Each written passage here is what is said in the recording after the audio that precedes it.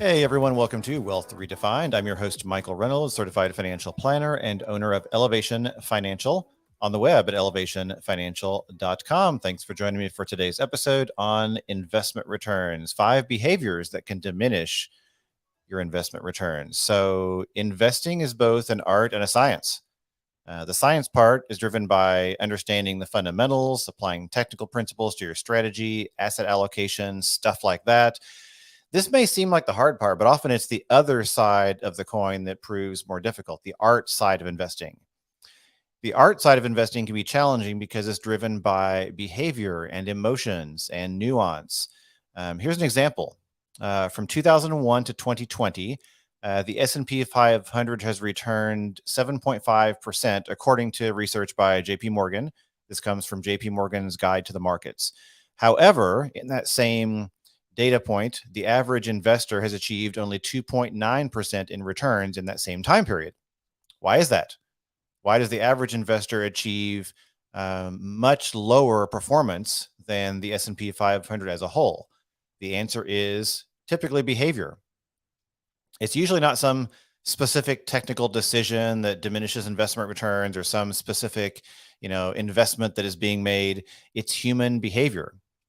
Behavior is often the limiting factor when it comes to investment returns. So let's dig into 5 behaviors that can suppress investment returns. Number 1, stopping your recurring contributions when the market goes down. When the market drops, it can be scary. It can feel scary, and many will be tempted to push pause, and you might be tempted to sit on the sidelines until things go up again. You stop investing, you're sitting on the sidelines, but this unplugs your investing schedule at a time when it's even more of an advantage to buy into the market. Market downturns are among the best times to continue investing every single month because you're buying in at a discount. So, unplugging and stopping your investments when the market is volatile or feels scary is often the worst time to stop your contributions. Number 2, this behavior, moving your investments to cash based on fear. So fear can cause many people to move to cash during a downturn because they don't like seeing their account balance go down. But as long as your investments are aligned with your plan and your time horizon, staying invested is typically the right move.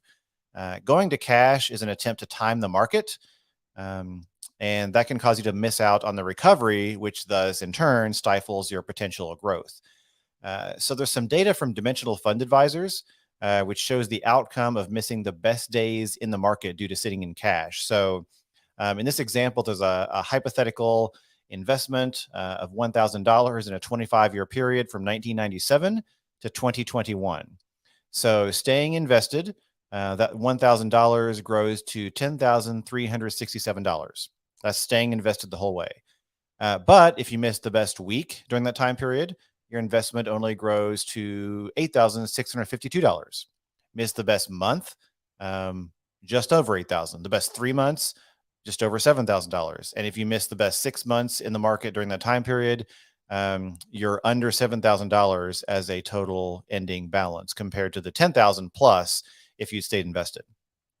So that's an example of staying in the market versus sitting out in cash, moving to cash, missing those upswings, those best days in the market.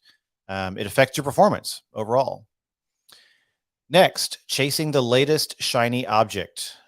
So this is a fun one. There's no shortage of noise out there enticing us to invest in any number of hot stocks or alternative investments or exciting opportunities or just magical sounding financial vehicles.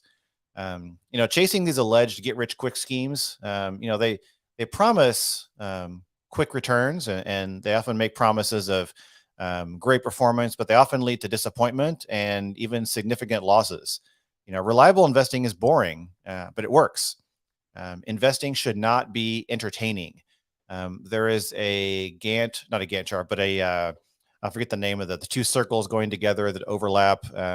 By Carl Richards, who's a coach that I like to follow. And, on one side it says investing, on the other side it says entertainment, and they overlap in that space in the middle. It says it's a bad idea, pointing that space in the middle. You don't want investing to be the same thing as entertainment. You don't want them to overlap.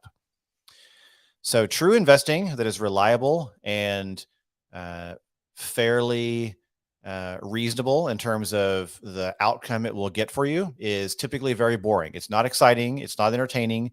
It's methodical, boring, non-exciting. So shiny investment opportunities that seem too good to be true typically are. Next, accepting default suggestions. So for example, when you're setting up your 401k or your IRA or other investment accounts, oftentimes you'll be presented with suggested portfolios or target date funds, or just kind of this default portfolio that's kind of put together for you. These can be useful. They're not bad necessarily. But these suggestions aren't really a great substitute for doing your own evaluation of your financial situation and your risk profile, possibly with the help of a financial advisor. It can seem easier to click a button and accept these default suggestions, but over time, this can lead to lower returns if that portfolio is not aggressive enough for your financial situation. So, these default suggestions may or may not be appropriate for you.